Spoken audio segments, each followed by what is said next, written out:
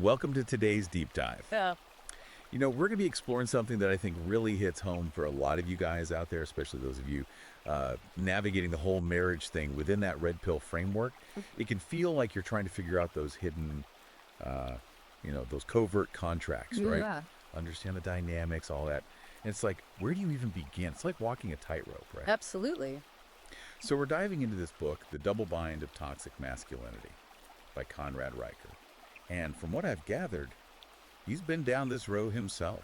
Yeah, he doesn't shy away from that personal experience. Yeah. And I think that's what makes his take on this double bind idea so interesting. Right. He doesn't just say the obvious stuff, like, oh, men are told to be strong but also sensitive. Right. We've all heard that. He digs deeper, like way back.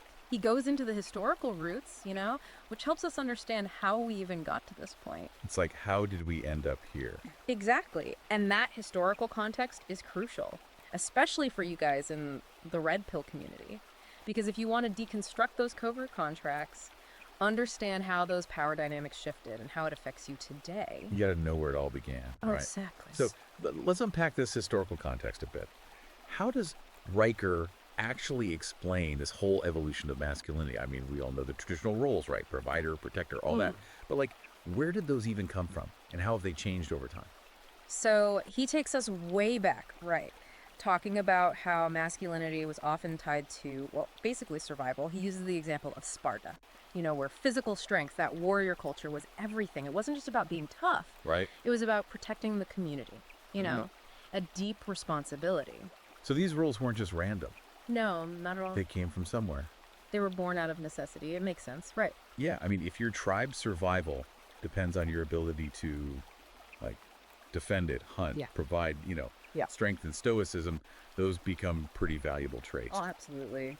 But then things shifted, right? Right, so when did this double bind thing, when did that start to emerge? Well, Riker argues that the Industrial Revolution was a big turning point. Suddenly, the focus went to men being providers in a different way. Okay. It wasn't so much about physical strength anymore. It was more about economic power. Okay. Factories replaced fields. Right. And the breadwinner was born. That's when we start seeing those seeds of the double bind being planted. So instead of hunting for food, men were expected to, work in factories? Yes. Punch in, punch out, bring home that paycheck. Yeah. I can see how that shift, going from a world where masculinity was all about those tangible skills, hunting, fighting, building things with your hands, to a world where it's tied to how much money you make. Right. Yeah, that's a whole new set of pressures. Absolutely. And it didn't happen overnight. It was gradual. With each generation, more and more societal expectations piled on. And as those expectations changed, so did the impact on men. Psychologically, I mean. And this is where it gets real, for a lot of guys. We're Right. talking about the red pill community here. Guys actively trying to understand the pressures, the expectations. Yeah. So how does Riker connect all this historical stuff to the mental health challenges that a lot of men face today? He talks about suppressing emotions. Oh, yeah. And we've all heard it, right? Man up, don't be a wimp, boys don't cry. All the time. These messages, they stick with you from childhood. They make a difference, And he points to the suicide rates among men, which are terrifying. And he links it, at least partly, to this inability to express emotions in a healthy way. It's like we're taught to bottle it all up, Yeah. compartmentalize. And it takes a toll. It creates pressure, like a pressure cooker, you know? It can lead to isolation, anger, even despair. And for guys in the red pill community who are already questioning the whole traditional gender role thing, the societal expectations, it's got to resonate even more. Absolutely. They're peeling back those layers, trying to understand why they feel the way they do, why they struggle. Riker gives them a framework. To make sense of it all. Yeah. He Yeah. helps them see how it's all connected to these bigger historical and societal forces. Now, you said earlier that Riker doesn't just state the obvious. Right. He goes deeper.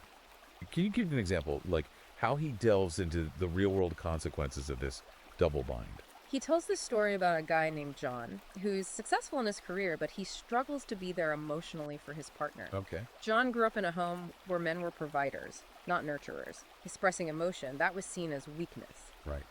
So he has a really hard time connecting with his partner on that deeper level, being vulnerable, offering the emotional support she needs. Man, that's so relatable for so many guys, especially those trying to make their marriages work, within, that red pill framework. They see the value in being supportive. But it's a struggle.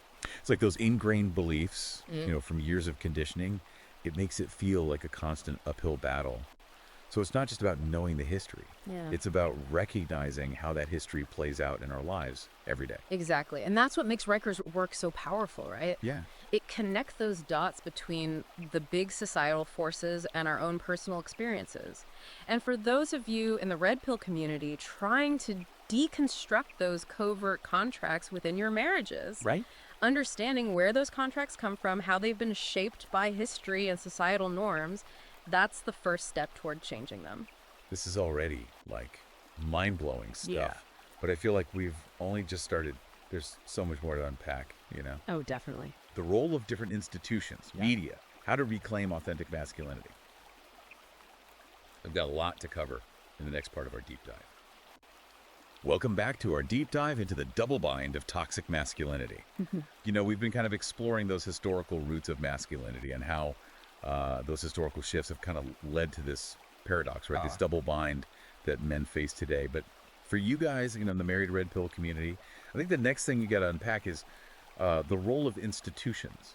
Like, how have institutions like family, education, even religion contributed to all this? Yeah, and Riker's analysis of these institutions, it's especially insightful for you guys navigating marriage, through that red pill lens. Yeah. Because he shines a light on those unspoken rules, those covert contracts that, kind of govern our relationships. He starts with the family, which, it's the first institution we encounter. Right, all right. It's where we learn about gender roles. Yeah. About what it means to be a man or a woman. And for a lot of us, those early lessons, they were shaped by traditional values, right? Dad's the provider, protector, the one who disciplines. Mom's the nurturer, the caregiver, the emotional core. These roles, they seem natural, but they're also like deeply ingrained, passed down through generations. Exactly. And while there's nothing inherently wrong with, traditional family structures, Riker argues that they can become a problem when they get too rigid, Okay. too inflexible, when they don't adapt to how life is today. So it's not about, bashing traditional values. No. It's more about recognizing how those values can sometimes create this like pressure, this feeling of being boxed in, Yeah. especially for men trying to balance those traditional expectations with, their own evolving understanding of themselves and their relationships. Right. And that's where that whole red pill idea of covert contracts comes in, those unspoken agreements, those expectations that we often have in our relationships, even if we don't realize it. It's like we're on autopilot, following the script from like who knows how long ago, Yep. without ever asking if it even makes sense anymore. Exactly. And that's why, I think Riker's analysis of institutions is so relevant for the married red pill community. It helps us see how those contracts, those covert contracts, are often shaped by things outside of ourselves, by the institutions that have molded our understanding of gender roles, relationships, and even our own identity. So let's break it down then. How does Riker specifically address education? Like, what's its role in perpetuating this double bind? He points to the dropout rates among boys. Oh, yeah. Which are, pretty high. And he links it, at least in part, to a lack of emotional support in the education system and a lack of positive male role models. Boys are often told to just toughen up, suppress their emotions. Which can lead to feeling isolated, frustrated. Exactly. And that disconnect, that feeling of not being seen, not being understood, it doesn't just stay in the classroom, right? It can impact a man's self-worth, his relationships, even his career. Absolutely. And then there's the workplace itself. Riker argues that the professional world, it often rewards those traditional masculine traits. Oh, right. Like assertiveness, risk-taking. Right. But then it criticizes men for embodying those very same qualities. It's a catch-22. Yeah, be strong, but not too strong. Right. Be ambitious, but don't be ruthless. It's this balancing act. And a lot of men feel like they're constantly on edge trying to figure out the right way to be. And this ties back to those covert contracts, right? It does. The workplace has its own set of unspoken rules, Right. expectations about how men should behave. And for men who are already, questioning those traditional roles, it can feel like a losing battle. Yeah, it's like they're playing a game where the rules keep changing. And they're always getting penalized for not knowing what the latest rules are. Exactly. Now, let's talk about an institution that often gets overlooked in these conversations, which is religion. Oh.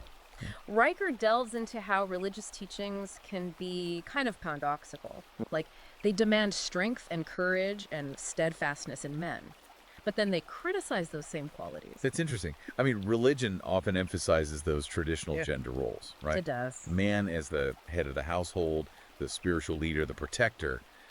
But at the same time, there's this focus on humility, on compassion, on turning the other cheek. It does seem kind of contradictory. Exactly, and it can create real conflict for men, Yeah. especially those trying to, reconcile their faith with their evolving understanding of masculinity. It's like they're being pulled in two different directions. Yeah.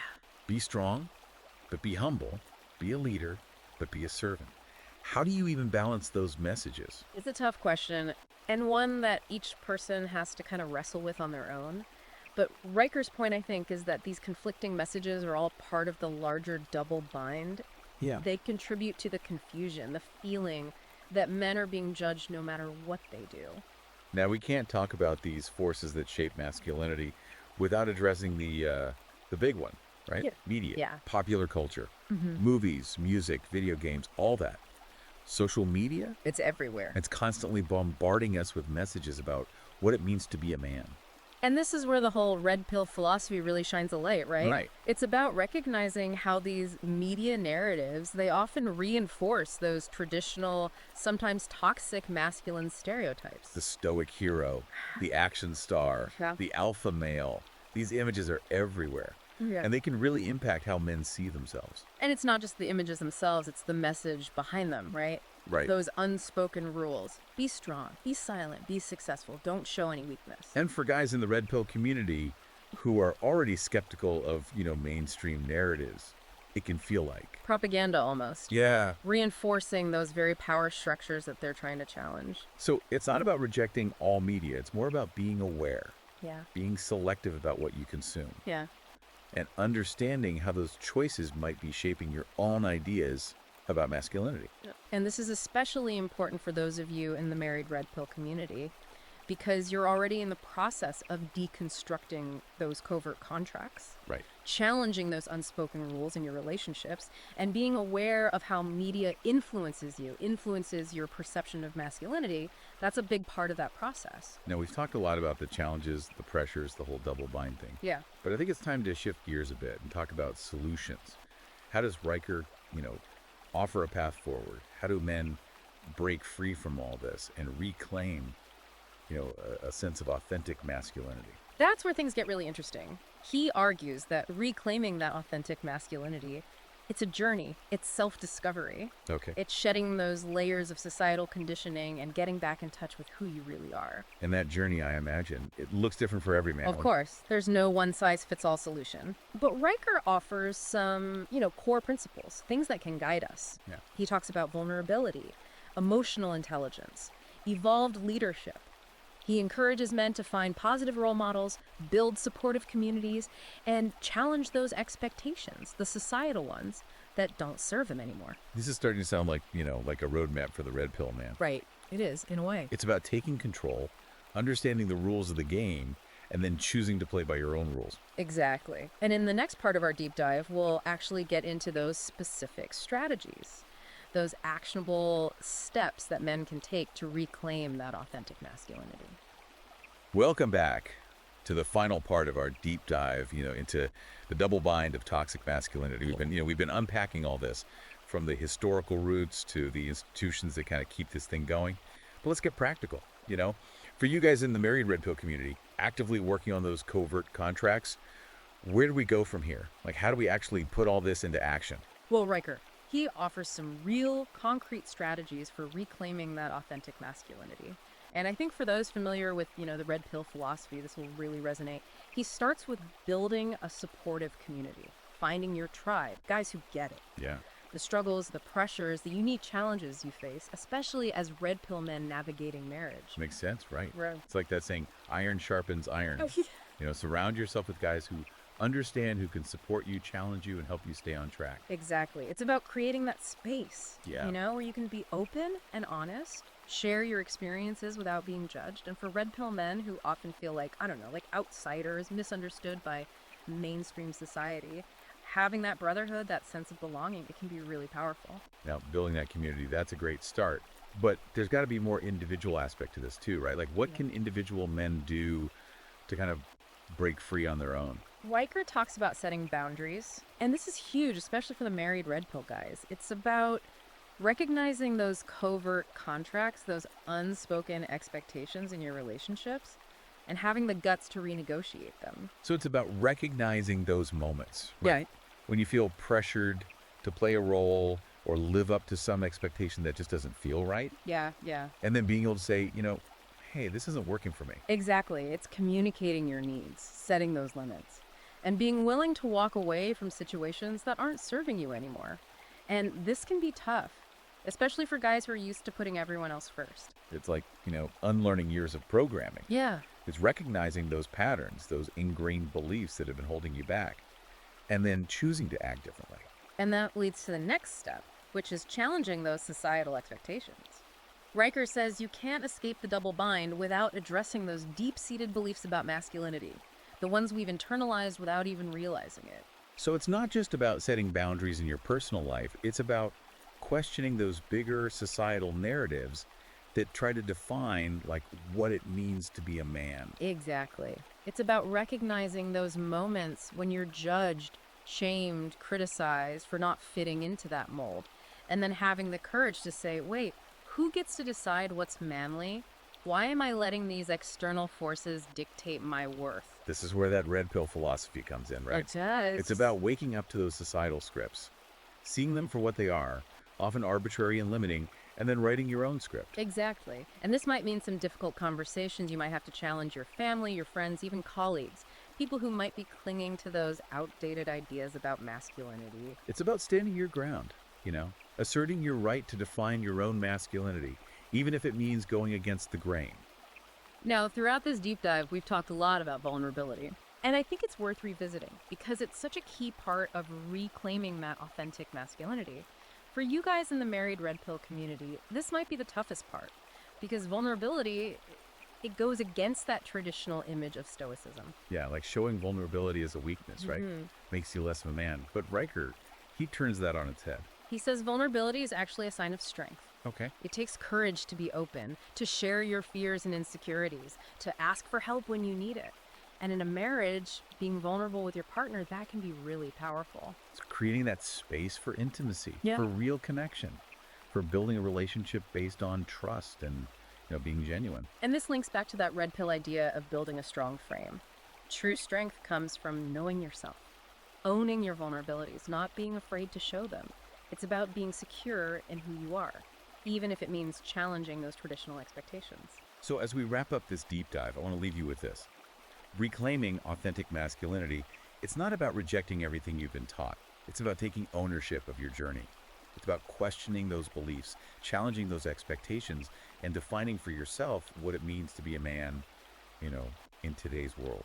It's about embracing both the strength and the vulnerability, the ambition and the compassion, the leadership and the willingness to learn and grow, and knowing that this journey, it's ongoing, a lifelong process of evolution and self-discovery. If this deep dive resonated with you and you're ready to explore these ideas further, I definitely recommend checking out The Double Bind of Toxic Masculinity by Conrad Riker. You can find it on Amazon Kindle and Google Playbooks. It's a powerful book, and it'll challenge you to think differently and empower you to define what it means to be a man on your own terms. Thanks for joining us on this deep dive. Remember, the power to redefine masculinity lies within you. Until next time, keep questioning, keep evolving, and keep diving deep.